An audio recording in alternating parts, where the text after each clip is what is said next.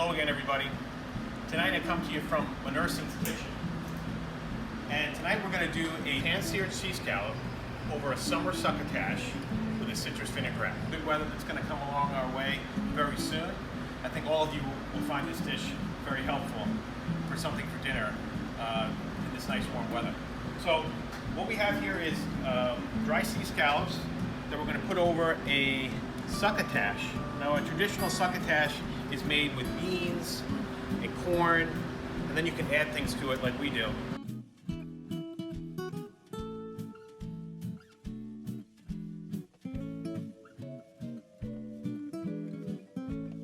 This really could be potentially a 10 or 15 minute dish. So what we're going to do with this is we're going to take this and put this into a little bowl here. We're going to hit it with a little bit of olive oil, a nice pinch of salt. We'll mix it around. We'll take a pan and we'll spray it just so it doesn't stick. We're going to throw it on here and we're going to roast it in the oven. Then we're going to take our sweet potato and kind of do the same thing. We'll take another bowl. We probably could use the same one, no big deal. We're going to mix everything anyway. We're going to hit this with olive oil. Mix it around generously with olive oil. We're going to add some seasoning, some salt. You can add a little pepper as well. And then we're going to just put it on a baking sheet that is also hit with a little pan. And we're going to put that in the oven and roast it as well. So we're going to take these two, put them in the oven for roughly 10 to 12 minutes, but we're going to check them after 5 or 6. Okay, while the sweet potatoes and the corn are still cooking, we're going to take our chorizo sausage, and since it's a raw sausage, in order to get it cooked quickly, rather than just boiling it, what we can do is put a little bit of water in a saute pan, and we'll take the sausage, we'll put it in there, and then we can cover it with another pan on top, and that creates a little steam. That'll cut our time off in regards to getting it cooked, and we really don't want to overcook it because we're also going to throw this on the grill, or we could pan sear it. There's our sweet potatoes getting done, and then we're going to take that sausage, we're going to chop it up and put it into our succotash. See, just after a few minutes, you can see that that raw sausage is just about cooked all the way through each side without being overcooked. The water's still there. We created a little steam bath in there, cooked the sausage almost all the way through. And what I'm going to do now is, just to give it a little more flavor, is I could actually just pan sear it with some oil in here in one of these pans. But I'm going to take the chorizo sausage, as long as it's raw like this, we're going to put it on the grill. To get some nice grill marks on there, some good flavor to add to that succotash.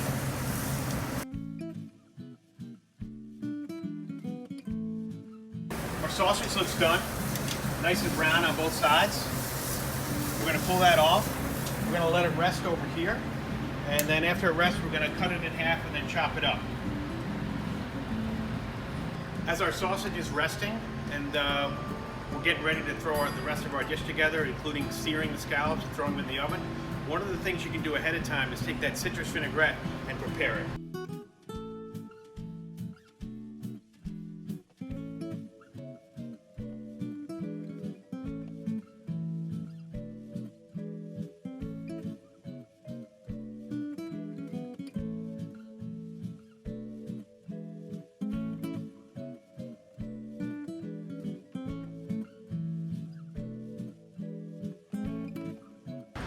We're ready to sear our scallops. You can see we have all of our ingredients for the succotash ready.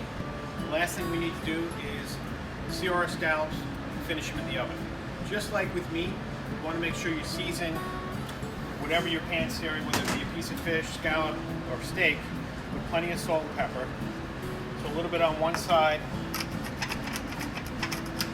Turn the scallops over. Same on the other side.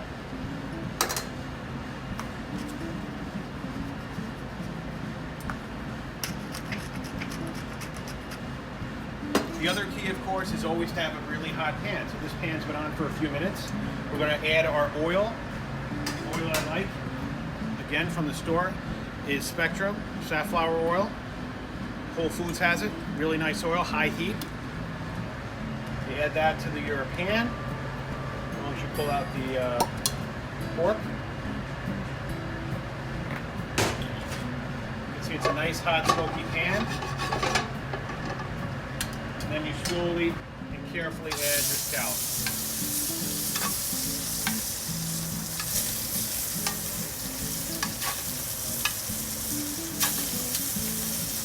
Just like when they do fish as well as beef, is you want to make sure that you let the scallop cook.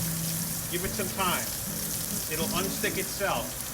If not, you can always use a fish spatula, which is very helpful in cooking scallops and any other fish, because it gets right to the bottom without leaving anything on the pan. So I'm going to let these go till they're a little bit golden brown.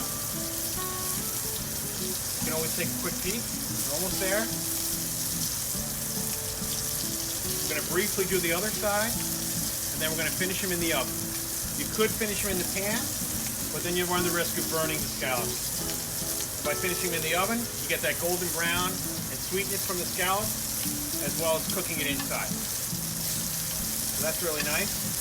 That can use a couple more minutes. This one looks good. This one looks good. This one needs a few more minutes.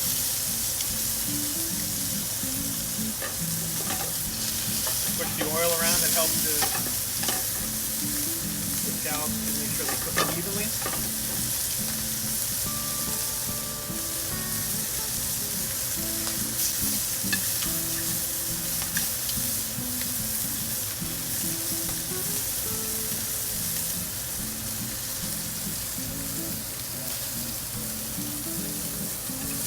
Once you wait a few minutes, take the scallops out, put it on a greased pan,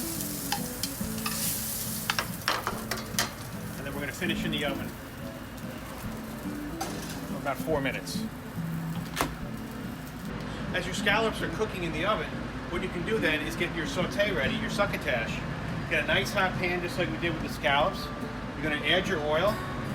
And I kind of got the ingredients in the order that we should put them in. I want to crisp up that sausage a little bit, so we put that in first. Nice and hot. Don't need all of the sweet potato, we're going to add some of that, because we want to crisp that up again. We'll add some corn. Some of our beans. Let that cook for a little while, and then we're going to add our scallions, tomatoes, and very last, our cilantro. And of course, we always want to add seasoning, salt and pepper.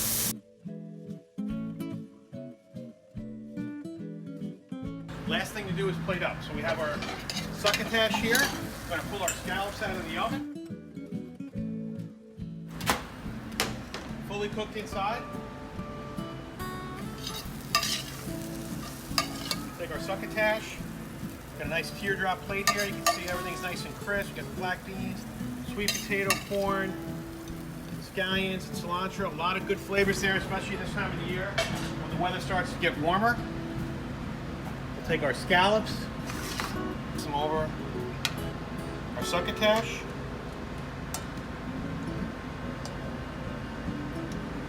And then we'll finish up with a little bit of vinaigrette.